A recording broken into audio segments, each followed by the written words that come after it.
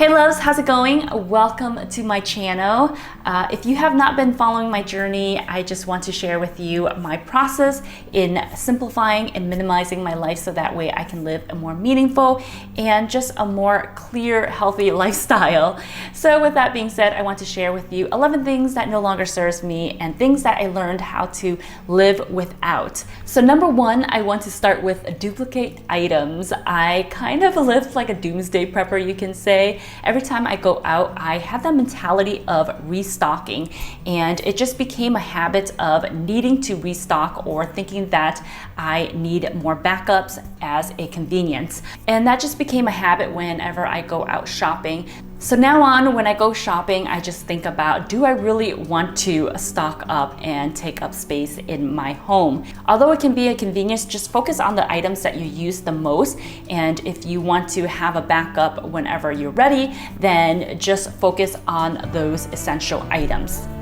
Number two are paper towels. I learned how to live without paper towel last year. I made the conscious decision to just make my own reusable napkins by cutting up old bed sheets. I use them to clean the floors. I use them to clean around the house. I also have some in different sizes for napkins. After looking at how much paper towels I used in the past, I felt so bad, and so that's why I made the conscious decision last year, which I am so happy I did, because I really do prefer using reusable napkins than actual paper towels. Number three may seem like an obvious to you, but I stopped buying clothing that I am not 100% in love with. I used to go shopping just to find things that are relevant, that are trendy, that would keep my closet fresh, that will keep my style like up to date. And I noticed that the older I get, I really don't need the extra validation from others.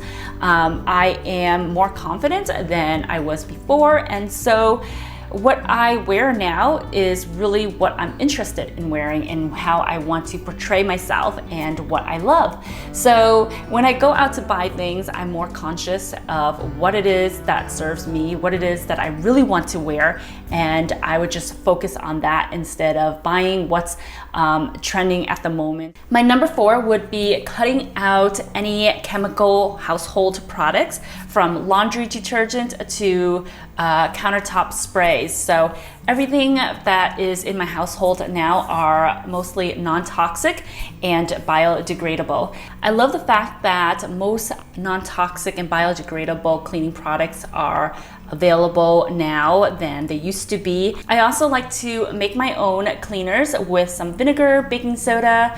There's so many variations that you can do. I actually made a video on that last year. I'll link that in the bottom of this video too if you want to start creating your own. But most of the products, well, all of the products now are replaced with some biodegradable and non-toxic products in my household. Number five, I stopped buying handbags and purses. I used to collect designer handbags, and I still have my designer handbags, but I do not have the urge to go out, get the latest style. I don't wear any of my handbags anymore, or any small purses, any of that. I actually have a wallet phone case, and that is all I need. I would just carry my lip gloss in my pocket. But when I travel or when I step out the house, I am very minimal. It's just convenient for me, and it's just something that I adapted to last year. I used to be that woman that would carry my house around with me in my handbag, and my bag would get so heavy. But now I really don't need to carry anything but my wallet and a lip gloss, and that's pretty much it. It just makes life so much more simple. Number six, I stopped wearing fashion jewelry. After my last move, I kind of got tired of storing them and finding a way to pack them, finding a way to organize them, and knowing that I rarely wear my fashion accessory and jewelry anymore, I just thought, why not just keep things simple and stick to what I always gravitate toward, and that is my stud earrings and my hoop earring. Number eight, notebooks. I have the tendency to just want to buy every single notebook I see. And nowadays there are so many cute artworks for notebooks and journals.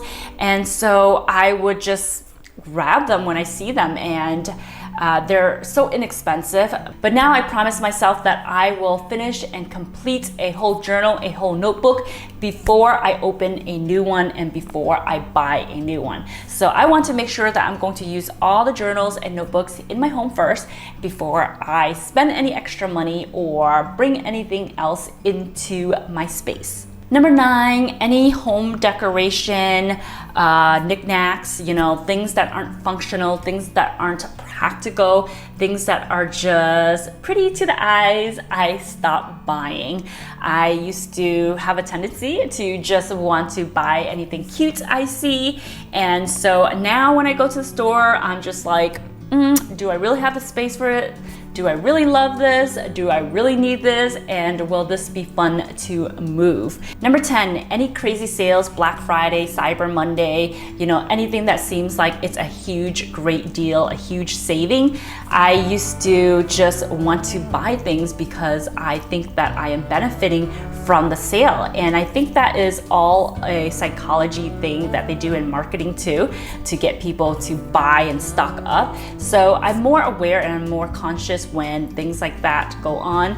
I stay away from sales. I mean, really, at the end of the day, anything that are on sale, I don't want and I don't need in my house. So it doesn't faze me anymore, and I don't have the urge to want to get anything that is, a good price, a good deal. I learned how to just ignore any of those crazy marketings and just focus on what I want, what I need, and save on what I really want to do. Number 11, this is the last one. I used to think I need the latest technology in electronics, like the latest new phone or a new computer every so and so years and whatnot. So I'm learning how to just use what I have until I can't use it anymore, until it's not practical for me anymore. I would only invest into something new if it's going to benefit my business, my lifestyle, and if it's going to reinvest into what I'm doing. But other than that, I don't need the latest, greatest, newest thing. I just need it to function and need it to do what I want it to do. So those are 11 items that I learned how to live without. I hope that this video somewhat inspires you to live a more meaningful lifestyle, to help you become more aware and more conscious of your efforts in making life more enriching. Thank you so much for spending this time with me. I love you, I appreciate you, and I will talk to you next week. Mwah! Ciao!